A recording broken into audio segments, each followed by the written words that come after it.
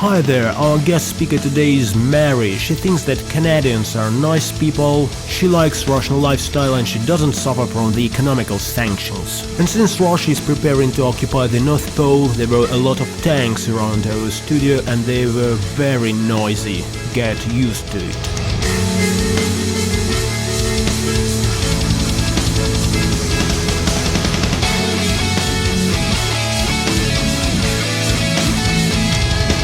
Hi Mary. Hi. What is your job? I work as a tour guide, mostly with Americans and Canadians.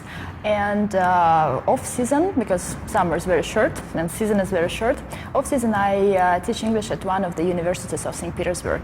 So you're guiding mostly Americans? Well, yes, especially in the beginning, but now we have lots of Canadians too, and also people from Australia and New Zealand, but I would say that 65-70% of our guests are from US.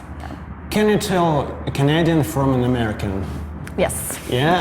Yes, definitely. How? Well, not. I can't be 100% sure because these can be Canadians who moved to the US or vice versa, but Canadians, well, they are famous for being really polite, and they are. You know, there is a joke that if they hit a tree, they will say sorry. Well, and it's true, and I would say that Canadians sometimes are more positive, and they are, well, if there is some problem or, I don't know, traffic jam on the way somewhere, Canadians tend to be more patient, more understanding. Well, once again, it's not always true, and there can be there can be nasty Canadians, nasty Americans, nasty Russians, nasty Germans. So but it's just a tendency, I would say, tendency. When foreign tourists come to Russia, what do they expect to see? Those who come for the first time and those who are not really aware of what Russia is, usually they expect to see a third world country, and they expect cheap prices. They expect people dressed like in the Soviet Union, like they were shown in old movies. But when we drive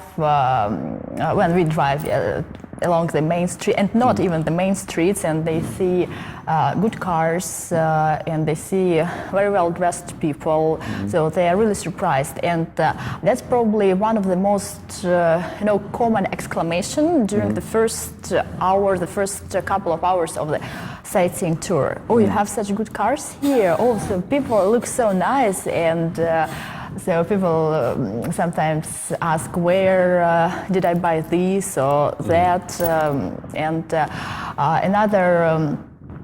Another thing is that when we come to, sometimes we pass by a supermarket or we visit souvenir shops, and once again people are surprised about the prices, because once again they expect everything to be cheap. So as you know, before the crisis it was cheaper to buy food and clothes and everything in Europe, not in Russia. And in comparison with the US, the prices for clothes, for example, are much more expensive. What do you think about our lifestyle? Nowadays, our lifestyle is not bad. Well, we can tell about lifestyle before the situation in the Ukraine and after. Well, personally for me, it hasn't changed. So the season is ahead, so we don't know what will happen, because I know that there is a very heavy propaganda against our country, and well, we'll see. We had some people who came after the conflict started, but these were people who didn't ask any questions about it, so I don't know whether they were afraid of it or whether they understood that you couldn't believe anyone in that situation. But I always tell that we don't live worse than people in Europe. We have a different lifestyle, so it starts with the way we get our salary. Yes, that we have quite low taxes in comparison with taxes in Europe and in the United States, and that's why our lifestyle is completely different. And I always answer the question whether I want to live somewhere else. And no. I love traveling. I would love to stay somewhere longer than somewhere else, but you prefer to live in Russia? Yes. Do you feel any consequence from economical sanctions? My job too. my jobs. Only one of my jobs is connected to this situation. That's my job as a tour guide.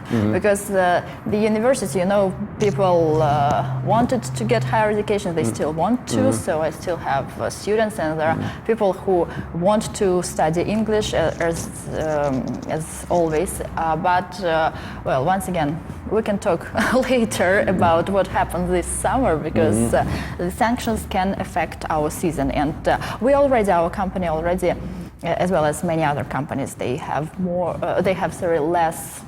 less bookings, and there are less people booking tours to Russia. Less, once again, less Americans, but we don't know. Maybe these were Chinese people. So. But do you feel it in your average life? No. Are you starving? No. I kind of suffer from the absence of Parmigiana cheese now, because I love Italian food, and when I go to a restaurant and there are some positions in the menu that that can't be cooked anymore because of sanctions, but it's something that can't affect your life really serious, so it's. Yes, the opportunities to travel have been reduced because of the currency rate, and instead of normal airlines, I'm flying low coster. But once again, I still do it and I still travel. For me, it's the most important thing. So I can't say that my life was really affected by this situation. Have you had any funny situations with your tourists?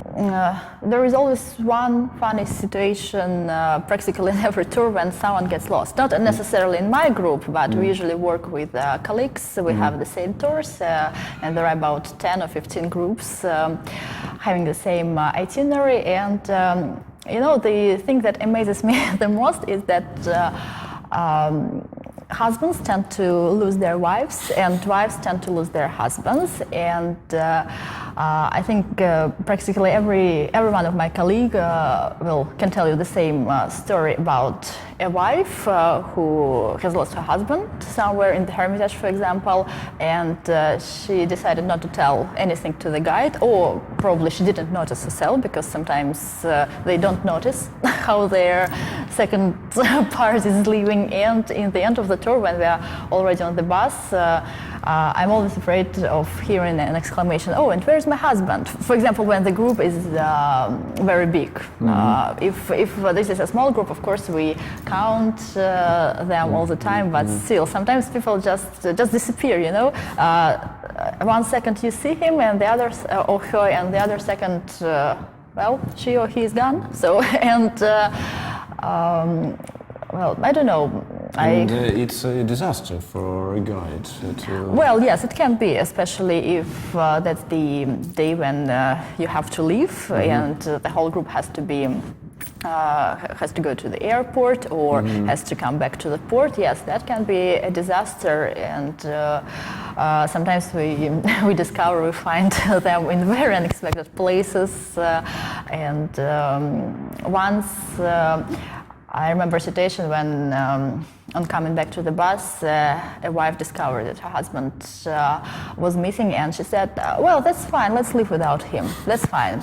And you have to remember that most of them, I work with passengers of cruise ships who don't have visa. Usually they don't have Russian visa. It means that they are allowed to stay in Russia for 3 days, but no longer. And so her husband doesn't have a visa, Russian money, and she said, "That's fine, let's leave." So it can be funny. Well, Mary, thank you for coming. I think that this season will be good for you.